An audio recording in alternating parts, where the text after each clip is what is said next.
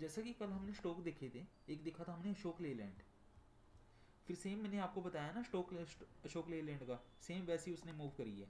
कल मैंने जैसे आपको बताया था अशोक लेलैंड ने क्या किया है, अशोक लेलैंड मैंने आपको बताया था कि 226 है, अगर हम इसको सेल करते हैं तो हमें ये 220 तक के अराउंड की हमें ये रैली दे देगा, जहाँ पर हमारा 220 तक का टारगेट है।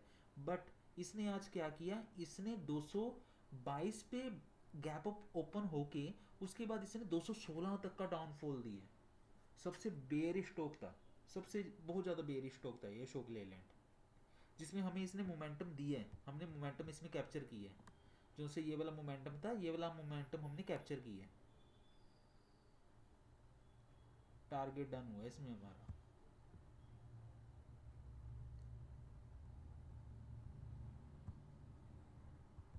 इस मोमेंटम को कैप्चर करने के बाद हमने सेम आपको मैंने एक और स्टॉक बताया था, बंधन बैंक।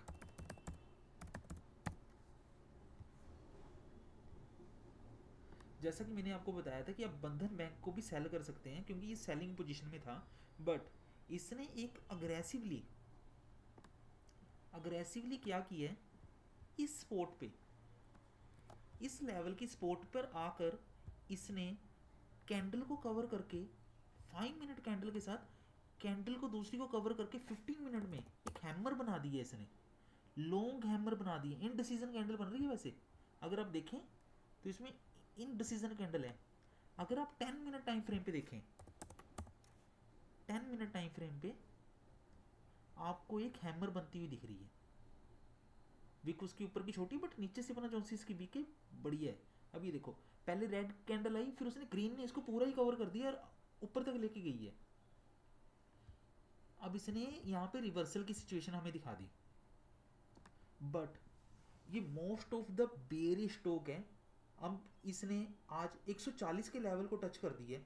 अगर मैं आपको इसमें रियलिटी बताऊं, हमें ये गोल्डन अपॉर्चुनिटी मिल रही है कि अगर हम इसको यहाँ से सेल करते हैं 126, 128, 125 के अराउंड इसको जाने के 100% चांस है। क्योंकि इसने क्या किया, मैं आपको क्लियरली डिफाइन करता हूँ।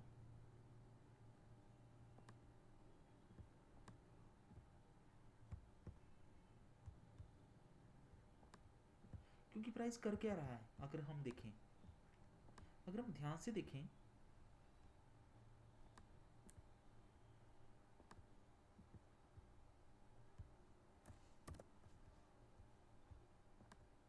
अगर हम देखें प्राइस क्या कर रहा है, प्राइस यहाँ से डाउन में आता हुआ, यहाँ से अपना मोमेंटम खोता हुआ, यहाँ पे एक बार रिजेक्ट हो रहा है, फिर यहाँ पे आके दूसरी बार रिजेक्ट हुआ, फिर ऊपर गया, फिर यहाँ से इसने फुल बॉडी कैंडल के साथ इसको ब्रेक कर दिया और ये डाउन में चला गया।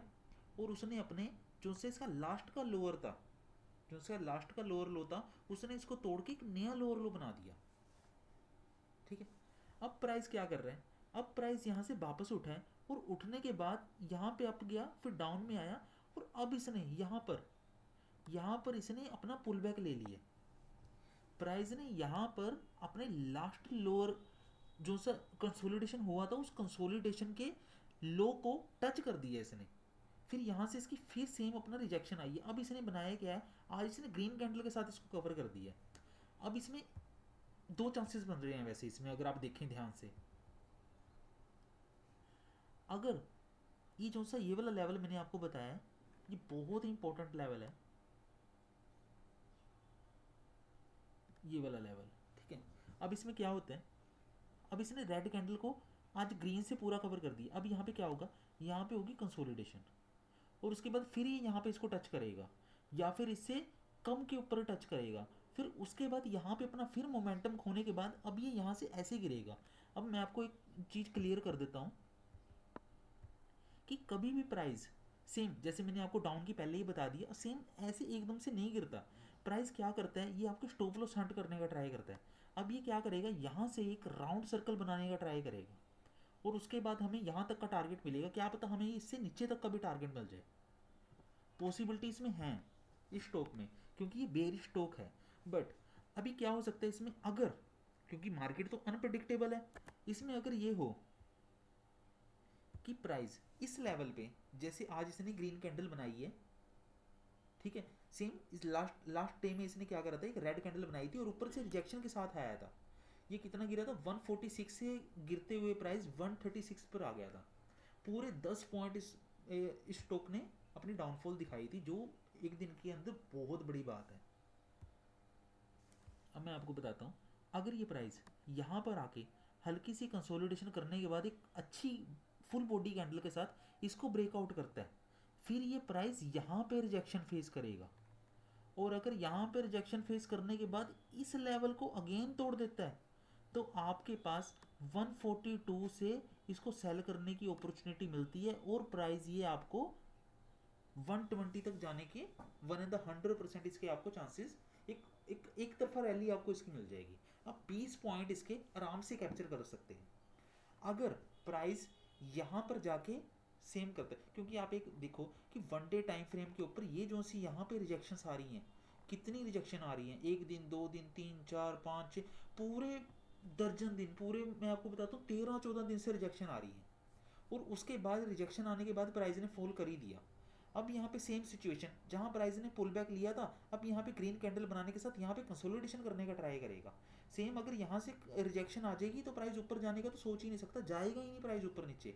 हमें यहाँ तक का 182 और 120 के अराउंड तक का हमें टारगेट आराम से मिलेगा ही मिलेगा। अगर हम 5 मिनट टाइम फ्रेम पे देखें, हम 1:6-7 तक की रेशो हम इसमें कर सकते हैं। छोटे टाइम फ्रेम पे छोटे स्टॉप लॉस के साथ हम इसमें अगर एंट्री लेंगे, हमें गुड रिस्क रिवॉर्ड मिलेगा।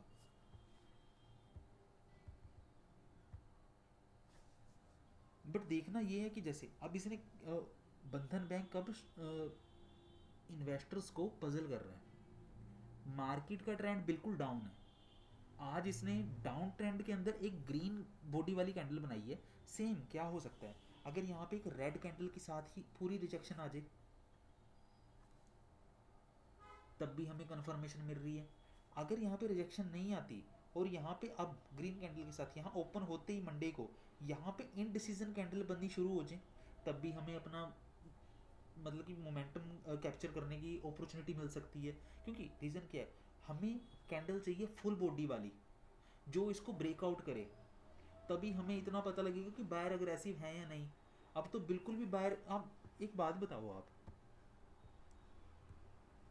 इस लेवल पे आपको लग रहा है कि बायर अग्रेसिव है? आप मेरे को एक कैंडल बता दो कि जो सी फुल बॉडी के साथ हो, अच्छी तरह से ब्रेकआउट कर रही हो। यहाँ पे ब्रेकआउट हुआ है, विक आ गई है, यहाँ पे भी ब्रेकआउट हुआ है, विक आ गई है, यहाँ पे भी सेम ऐसे ही हुआ है, सेम यहाँ पे भी ऐसे ही हुआ है।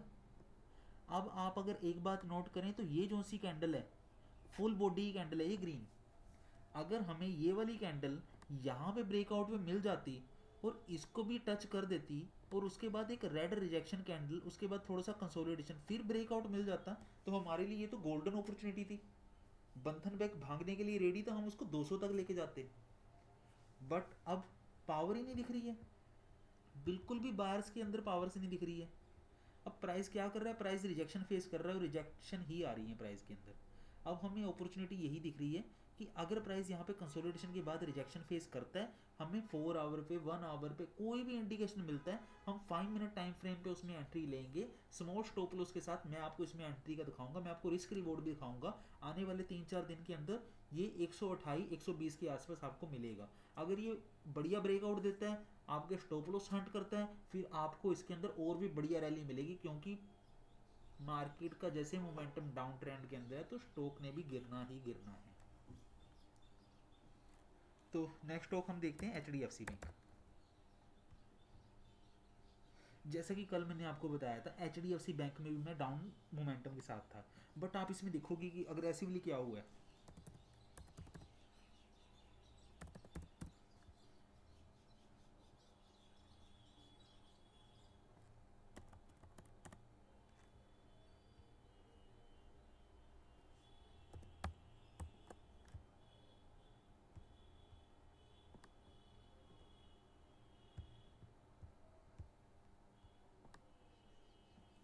मार्केट डाउन ट्रेंडिंग पे है, बट HDFC बैंक क्या कर रहा है, हाइयर हाई बना के दिखा रहा है, हाइयर हाई पे जा रहा है HDFC bank. Market down trending में चल रही है, सेलर सेलिंग कर रहे हैं, FII सेल कर रहे हैं, DII सेल कर रहे हैं, HDFC बैंक इसके अपोजिट जा रहा है, बिल्कुल अपोजिट जा रहा है। मैंने आपको सेम वही कंडीशन बताई, ट्रेडर की लाइफ में सिर्फ वेट एंड वॉच है, सिर्फ वेट एंड वॉच। आपने देखना है क्या होने वाला है क्या नहीं। अग्रेसिवली आप देखो, आप BTST ट्रेडर बन सकते हैं, आप बाय टुडे सेल टुमारो कर सकते हैं, या सेल टुडे बाय टुमारो भी कर सकते हैं। आप BTST STBT बन सकते हैं, कोई इशू नहीं है। बट आपको अगर प्रॉपर प्राइस एक्शन की, प्रॉपर स्मार्ट मनी कॉन्सेप्ट की अगर आपको नॉलेज नहीं है, तो आपके लिए बहुत ज़्यादा रिस्की हो सकता है। 100% इतना रिस्की हो सकता है कि आपकी कैपिटल को साफ कर देगा ये। ऑपरेटर बैठे किसके लिए बैठे, इसलिए हैं वो आपकी कैपिटल को साफ करने के लिए ही बैठे हैं। आपका पैसा लेंगे वो, तभी तो अगले कमाएंगे। जैसे आप उनका पैसा लेने के लिए बैठे हैं, वो भी आपका पैसा लेने के लिए बैठे हैं। अगर HDFC बैंक, सबसे बड़ा बैंक आज, हाइयर हाई देके जैसे कहाँ से उठा, 1686 से उठा, और कहाँ तक जा रहा है, 1735 तक। तो आप कितना मान सकते हैं, 14, और ये पूरा 50 पॉइंट पूरा ये उठा है। HDFC बैंक 50 पॉइंट उठ रहा है, बंधन बैंक अपना हाइयर हाई मार रहा है, और उसके बाद बैंक निफ्टी के अंदर बिल्कुल भी मोमेंटम नहीं नजर आ रहा, बैंक निफ्टी फिर भी गिरता ही जा रहा है। तो आप इस इंडिकेशन को क्या मानोगे? ये सब फेक हो रहा है, ट्रैपिंग हो रही है, सब ट्रैपिंग हो रही है। आप इसके अंदर अपना मोमेंटम कैप्चर करने की ट्राई करते रहोगे, बट क्या करेगा मार्केट, मार्केट डाउन में ही जाती रहेगी। आप इसके अंदर लोअर टाइम फ्रेम पे देख, लोअर टाइम फ्रेम, बड़े टाइम फ्रेम, सब पे आप इसको एनालाइज करके देख रहे हो कि देखो भी प्राइस तो गिरने वाला है, बट प्राइस ना गिर के प्राइस हाइयर हाई मारता जा रहा है। एक तो आपका स्टॉप लॉस सेट कर दिया, और नेक्स्ट टाइम जब आप, नेक्स्ट डे जब आप हाइयर हाई बना के इसको आप बाइंग की एंट्री करोगे, इसमें बायर बनने की ट्राई करोगे, उसके बाद प्राइस एकदम से ड्रॉप हो जाएगा। एक बिग रेड कैंडल के साथ आपका सारा फिर स्टॉप लॉस हिट हो जाएगा। आपने सिर्फ क्या करना है, आपने प्राइस एक्शन को समझना है। जिस दिन आपको लग रहा है कि ये तो मेरी मार्केट आपके अपोजिट जा रही है, आप उस दिन ट्रेड ही मत करो। अगर आपको ट्रेंड का पता है और आपको एक इन डिसीजन वर्क होता हुआ दिखाई दे रहा है कि आपको जैसे कि पता है कि मार्केट तो डाउन में जानी चाहिए थी, बट मार्केट तो हाइयर हाई मार के अब जा रही है, तो आप उस दिन ट्रेड ही मत करो। आपका ट्रेड करने का कोई लॉजिक है नहीं उस दिन।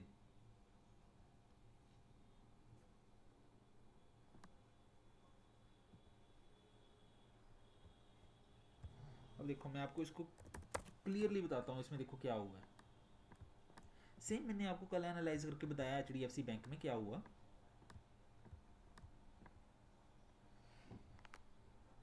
देखो यहाँ पे अपना हैमर बना हुआ था, हैमर बना हुआ था, प्राइस यहाँ से अप जा रहा था। वो जैसे ही हमने यहाँ पे देखा कि ये जो सा लेवल था, इसमें क्या हो रहा है, प्राइस रिजेक्शन फेस कर रहा है, रिजेक्शन फेस कर रहा है। और सडनली एक और बात इसमें सामने आ रही है, एक ये ट्रेंड लाइन, अगर हम इसको देखें, ये ट्रेंड लाइन बन रही है,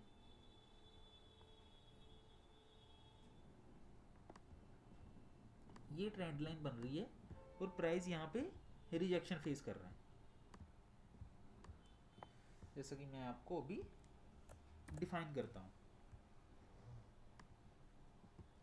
प्राइस क्या कर रहा है, नीचे आया है, यहाँ पे सपोर्ट लिया, अप गया थोड़ा सा, फिर सपोर्ट लिया, फिर यहाँ पे ऊपर चला गया, फिर नीचे आया, यहाँ पे हल्की सी सपोर्ट ली, क्योंकि इस लेवल पे ये सपोर्ट ही ले रहा था सेम। तो यहाँ से अपना इसने एक अग्रेसिवली फॉल कर दिया। अब पर्सन सोचेगा कि इसने ब्रेकआउट दे दिया, इस रेड कैंडल पे हम इसमें सेलिंग की एंट्री करेंगे, बट अगर आप पीछे से देखते हैं तो यहाँ से फिर भी एक सपोर्ट लेवल है, तो प्राइस यहाँ से फिर उठा, पुल बैक लिया, ऊपर चला गया, ब्रेकआउट दे दिया। ब्रेकआउट देने के बाद कल हमने यहाँ तक थे, ये आज की कैंडल है, ये वाली आज की कैंडल है, ये ग्रीन वाली। मैंने आपको कहा था कि अगर ये ब्रेकआउट करता है, नहीं पुल बैक लेता है, पुल बैक लेने के बाद एक तो इसको ये ट्रेंड लाइन को ब्रेक करना पड़ेगा।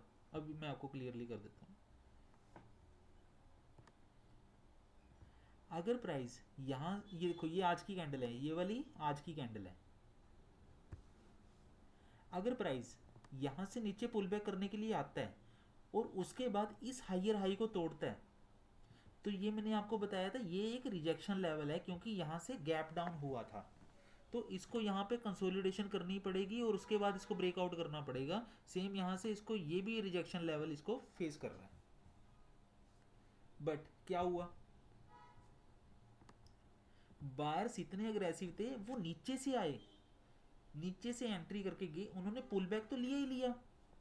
वो आज इतने अग्रेसिव थे, एच में इतनी ज़्यादा बाइंग हुई, उसने ट्रेंड लाइन को भी ब्रेकआउट किया और यहाँ पे स्मॉल कंसोलिडेशन के साथ उसने हाइयर हाई यहाँ तक गए वो। अब मैं आपको स्मॉल टाइम फ्रेम पे दिखाता हूँ, अब क्लियरली डिफाइन करेंगे कि कैसे उन्होंने किया है।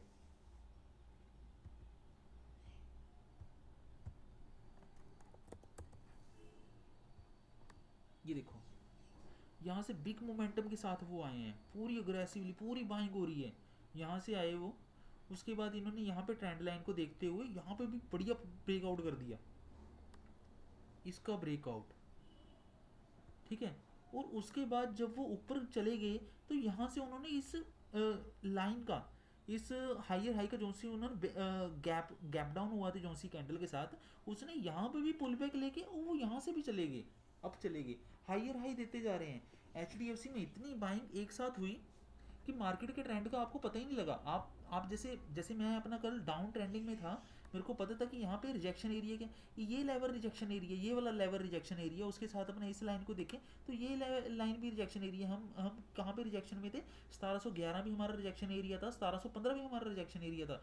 बट एच में बाइंग ने क्या किया, बायर्स इतने अग्रेसिव थे, उन्होंने इसको भी ब्रेकआउट किया और यहाँ पे भी पुल बैक लेके अप जा रहे हैं, ठीक है। तो यहाँ पे ये ब्रेकआउट तो अच्छा हो गया। अब इसको मार्केट को, एच बैंक को अगर इसको हाइयर हाई मारना है तो इसको एक काम करना पड़ेगा। वो काम ये है, एक सेकेंड,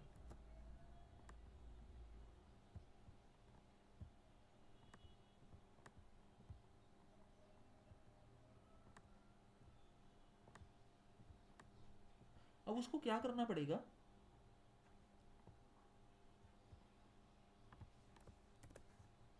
अब प्राइस को वापस ऐसे यहाँ से रिजेक्शन कंसोलिडेशन करते हुए प्राइस को नीचे आना पड़ेगा, यहाँ पे पुल बैक लेके फिर उसको अप जाना पड़ेगा। अगर यहाँ पे उसने पुल बैक नहीं लेना तो वो क्या करेगा, यहाँ पे कंसोलिडेशन करके यहाँ पे सेम इस जगह पे दोबारा पुल बैक लेके फिर ये हाइयर हाई मारता हुआ इसको भी लेवल को ब्रेक कर देगा, इस लेवल को। वन सेकेंड, ये लेवल अगर आप देखें ना, ये लेवल बहुत ही क्रूशियल लेवल है, बहुत ज़्यादा क्रूशियल लेवल है। क्योंकि देखो लास्ट टाइम कहाँ से रिजेक्शन आई थी, इस लेवल से रिजेक्शन आई और प्राइस कितने ड्रॉप किया, प्राइस कम से कम 1660 के आसपास चला गया। कहाँ से प्राइस गिरा, 1730 से प्राइस गिरा और 1660 के आसपास चला गया। अब ये फिर मोमेंटम लेके यहाँ से उठा, इसको दोबारा टच किया, अब इसको हल्का सा पुल बैक नीचे करना पड़ेगा, इस पर स्पॉट लेनी पड़ेगी, स्पॉट लेने के बाद ये कंसोलिडेशन करता हुआ इसको ब्रेकआउट कर देता है और यहाँ से पुल बैक लेके अप जाता है। तो मैं आपको 100% कह रहा हूँ कि इतनी ज़बरदस्त बाइंग के साथ ये प्राइस अब कहाँ जाके रुकेगा, ये प्राइस रुकेगा 1770 1780 के आसपास जाके। अगर ये 1730 1740 को ब्रेकआउट करते हैं 1780 पे जाएगा ये एक दिन में। जैसे आज इसने 50 पॉइंट की रैली दी है तो सेम ऐसे ये 50-60 पॉइंट की आपको नेक्स्ट डे में रैली दे देगा। अब ये अग्रेसिवली बहुत अच्छी बाइंग के साथ इसमें कैंडल बनी है, बहुत अच्छी कैंडल बनी है, ब्रेकआउट बहुत अच्छा हुआ है ब्रेकआउट इसके अंदर। देखो मैंने आपको सेम बताया ना, फंडामेंटल ट्रेडर जो से होते हैं वो आपको पहले ही बता देंगे, बुक्स पढ़ के बता देंगे कि मार्केट में उस कंपनी के अंदर, उस स्टॉक्स के अंदर कि थोड़ी सी इशू आ रहा है, उनकी फंडामेंटल में दिक्कत आ रही है, जैसे उनकी बैलेंस शीट में इशू आ रहा है, उसके लोन थोड़ा सा हो गया, कुछ कर्जे चढ़ गए हैं, कुछ नुकसान हो गया कंपनी में, किसी ने फ्रॉड कर दिया, कुछ स्कैम की सिचुएशन आ गई, तो उनको अपना पता लगता है। बट वो डील ऐसे 5 मिनट ट्रेडिंग वाला काम नहीं करते फंडामेंटल ट्रेडर, क्योंकि उन्हें पता ही नहीं होता कि 5 मिनट में क्या होने वाला है, 15 मिनट में, 1 आवर की कैंडल में, पूरे दिन में ट्रेडिंग वो करते ही नहीं है, उसमें क्या होने वाला पता ही नहीं। सेम सिचुएशन कहाँ आती है, जो से फंडामेंटल ट्रेडर होते हैं वो लॉन्ग टर्म के लिए इन्वेस्टमेंट करते हैं, स्मॉल शॉर्ट टर्म के लिए भी इन्वेस्टमेंट करते हैं, जिसमें वो 5-6 महीने का नॉर्मल रख सकते हैं। बट उन्हें पता होता है कि अभी सिचुएशन क्या आ गई है, अभी जैसे उनके पास न्यूज़ आई है, उन्होंने जैसे बैलेंस शीट को पढ़ा या कुछ भी, क्वार्टरली जो से उनके रिजल्ट देखते हैं, वो क्वार्टरली 2, 1, 3, उसमें क्वार्टरली में अपना वो रिजल्ट चेक करते हैं, उनको पता लगता है कि क्या इशू हो रहा है। अगर उनको पता लग रहा है कि स्टॉक ग्रोथ नहीं कर रहा, कंपनी ग्रोथ नहीं कर रही है, तो वो अपना 4-5 महीने का सोच के बैठ सकते हैं कि अब इसमें डाउनफॉल आने वाला है। सेम जैसे अब मार्केट गिर रही है, कंपनी का, किसी कंपनी का इसमें अपना कोई कसूर नहीं है। मेन रीज़न क्या आ रहा है, FIDI बाइंग ही नहीं करना चाह रहे हमारे स्टॉक, हमारी मार्केट में वो इंटरेस्ट ही नहीं ले रहे हैं। और ऊपर से जो सा ट्रंप बैठे हैं, ट्रंप अपना ऐसे ऐसे डिसीजन ले रहा है जिसके कारण तो पहले ही अपना मार्केट डाउन चल रही है, ऊपर से उसके डिसीजन के कारण और मार्केट, अब उसने चाइना के साथ उसने लड़ाई ले ली है, चाइना के साथ वो पंगेबाजी थोड़ी सी कर रहे हैं, वहाँ पे भी अपना। अब चाइना वाले क्या कर रहे हैं, चाइना वाले का एक प्लस पॉइंट ये है, वो $55 बिलियन के साथ अपने बैंकों में इन्वेस्टमेंट कर रहे हैं, वो अपने बैंकों को ग्रोथ देना चाह रहे हैं। एक प्लस पॉइंट अपना ये हो सकता है, बस साथ के साथ जो सा मार्केट में डाउनफॉल आ रहा है, उस डाउनफॉल की सिचुएशन सिर्फ इतनी है क्योंकि FIDI इसमें अपना हमारी मार्केट में इंटरेस्ट नहीं ले रहे, थोड़ा सा अपना प्रॉब्लम थोड़ी सी USA की तरफ से भी आ रही है, जिसके कारण स्टॉक बार बार डाउनफॉल में जा रहे हैं। इसको हल्का सा करने के बाद इसको सपोर्ट लेनी पड़ेगी, यहाँ पे अगेन आके इसको सपोर्ट लेनी पड़ेगी, नहीं तो इसमें अपना कैंडल की डील ना देखते हुए, कैंडल की पावर ना देखते हुए, अगर वोलेटिलिटी बहुत ज़्यादा कम होती है तो यहाँ पे ये कंसोलिडेशन करने के बाद ये, अब तो इसकी कैंडल्स देख के ही पता लगेगा क्या होता है। बाकी इसमें अपना मोमेंटम बहुत बढ़िया कैप्चर होने वाला है, बहुत अच्छा मोमेंटम आने वाला है इसमें। सेम अगेन मैंने जैसे आपको नेक्स्ट स्टॉक कौन सा बताया था, कंसोलिडेशन में अपना स्टॉक बताया था डिस्कन, डिक्सन, सेम उसने अपना वैसे ही अपना वर्क किया। मैंने जैसे मेरे को पता था कि इसने कंसोलिडेशन में ही रहना है, सेम वो आज का दिन कंसोलिडेशन के ही अंदर था। लास्ट के टाइम में उसने हल्का सा मोमेंटम बनाने का ट्राई किया, बट वो कंसोलिडेशन में ही था। और फिर मैंने आपको कौन सा बताया था, कोटक। देखो बैंकिंग सेक्टर, आज बैंकिंग सेक्टर बिल्कुल अपोजिट था, बिल्कुल अपोजिट। समझ ही नहीं आ रहा है कि उसमें बैंकिंग सेक्टर में हो क्या रहा है। ये आपके स्टॉप लॉस हंट करने के लिए ऑपरेटर्स क्या वर्क कर रहे हैं, आप इसको समझ नहीं पाओगे। देखो बैंक निफ्टी क्या कर रही है, बैंक निफ्टी डाउन मोमेंटम के अंदर, गैप डाउन होके बैंक निफ्टी इतना खुल रही है। अब देखो इंडेक्स को कौन मूव करता है, इंडेक्स को मूव करते हैं स्टॉक्स, इंडेक्स को मूव करते हैं स्टॉक। अब देखो हाई बेटा वैल्यू वाले स्टॉक कौन से, HDFC बैंक हो गया, SBI हो गया, बंधन बैंक हो गया, कोटक बैंक हो गया, ये सारे बैंकिंग सेक्टर हैं जो से अपना ये हाई बेटा वैल्यू वाले स्टॉक हैं। अगर ये जैसे भी मूव करेंगे, अगर ये डाउन में चल रहे हैं तो निफ्टी का इंडेक्स, निफ्टी बैंक निफ्टी का इंडेक्स ऑटोमेटिकली वो अपना डाउन में होगा। अगर ये हाई बेटा वैल्यू वाले स्टॉक अगर ये अप पोजीशन बना रहे हैं, हाइयर हाई दे रहे हैं, तो ऑटोमेटिकली इंडेक्स भी अपना हाइयर हाई ही मारेगा, क्योंकि जैसे स्टॉक वर्क करेंगे अपना इंडेक्स तो उसके साथ ही जुड़ा हुआ है ना। अब देखो इसमें क्या हो रहा है, HDFC बैंक हाइयर हाई मार रहा है, बंधन बैंक हाइयर हाई मार रहा है, बट कोटक बैंक क्या कर रहा है, लोअर लो दे रहा है। कोटक बैंक लोअर लो दे रहा है, और इस पोजीशन को करता हुआ, यहां से ब्रेकआउट करता हुआ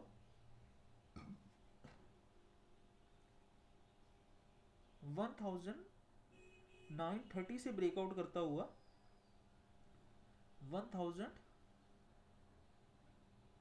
1900 के राउंड अपना पहुंच गया, 30 पॉइंट का उसने डाउनफॉल दे दिया।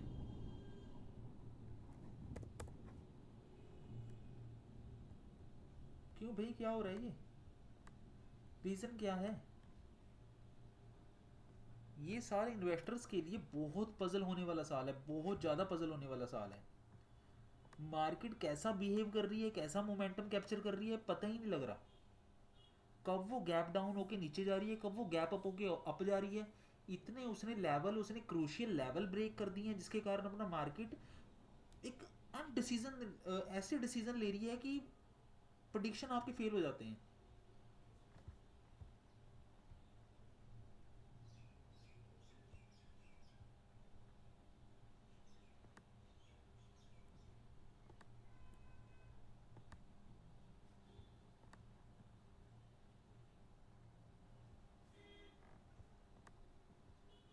और नेक्स्ट कौन सा देखा था हमने, अडानी इंटरप्राइजेस। सेम जैसा कि मैंने आपको बताया था, ये स्टॉक अपना कंसोलिडेशन करेगा, तो सेम ये भी, इसने भी कंसोलिडेशन यहाँ पे किया, कंसोलिडेटेड स्टॉक थे ये।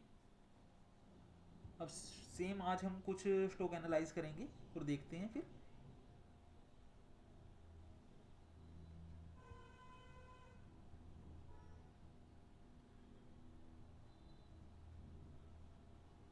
मंडे के लिए भी हम हम एनालाइजेशन करेंगे थोड़ी सी, मंडे के लिए भी हम देखेंगे।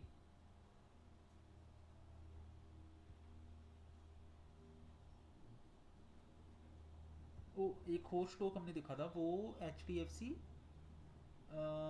वो था अडानी पोर्ट्स। अडानी पोर्ट को भी एक बार चेक कर लेते हैं।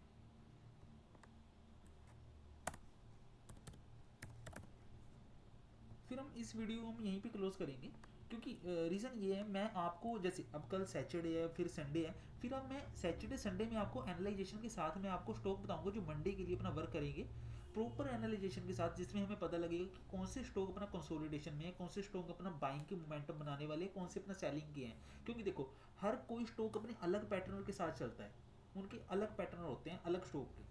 अब जैसे कोई स्टॉक अपना कंसोलिडेशन में बैठा तो वो कंसोलिडेशन नहीं करेगा। कोई स्टॉक क्या कर रहा है कि उसने जैसे एक दिन पहले उसने हायर हाई की पोजीशन बनाई है, तो वो नेक्स्ट डे अपना उसी मोमेंटम के साथ थोड़ा सा वर्क करेगा, हायर हाई में चलेगा। अगर मार्केट डाउन है, मार्केट कंसोलिडेशन में है, ये मैटर नहीं करता, वो हल्का सा अपना मोमेंटम को देखते हुए वोलेटिलिटी के साथ वो वैसे ही बिहेव करेगा, वैसे ही वर्क करेगा। अडानी पोर्ट भी सेम, मैंने जैसे आपको बताया था, ये भी कंसोलिडेशन के अंदर ही था, सेम इसमें भी अपना कुछ वर्क नहीं हुआ है। अगर आप देखें तो जैसे मैंने आपको कल इसमें बताया था,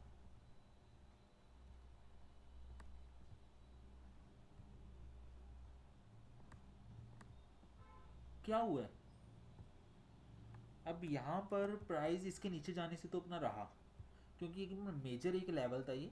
अब उसमें क्या हो रहा था कि प्राइस रिजेक्शन के साथ साथ नीचे डाउनफॉल में आ रहा था।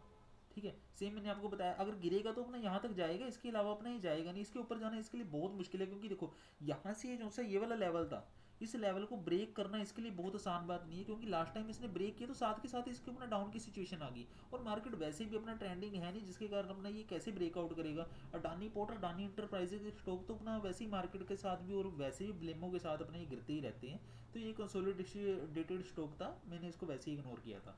चलो मिलते हैं फिर अपना कल, नेक्स्ट वीडियो में मिलते हैं फिर।